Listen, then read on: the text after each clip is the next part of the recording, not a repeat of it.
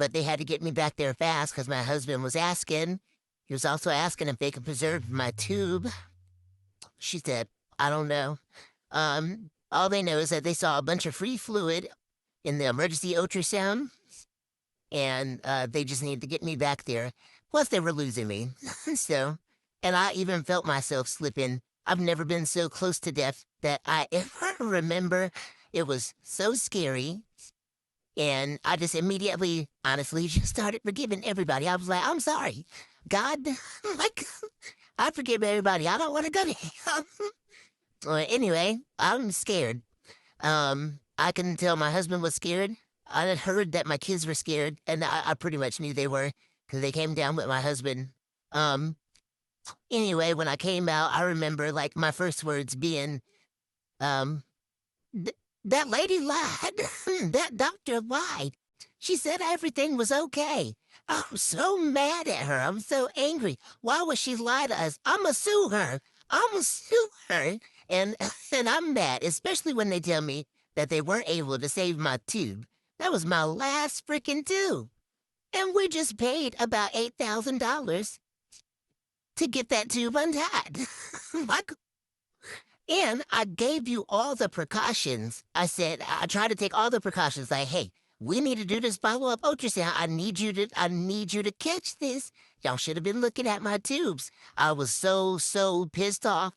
And then the next thought was, like, I just started crying because I'm like, okay, look, I'm so sorry.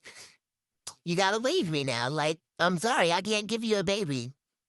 You're like, we know we can do IVF, but that's like so expensive. And he wanted to have one naturally, so I was just like, nope. I was ready for him to go. And I was ready to just be by myself and for it to just be me and the girls.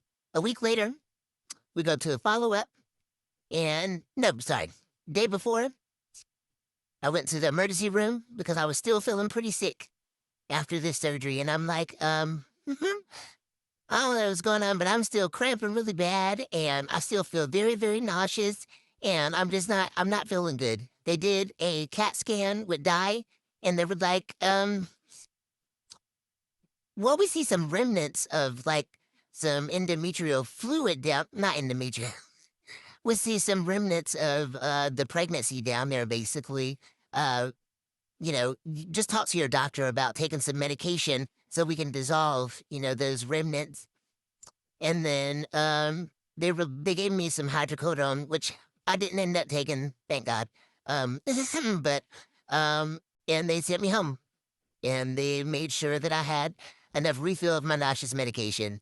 The next day I went to my follow-up appointment to the doctor. She reviewed my stuff from the ER, and she was like, you know what?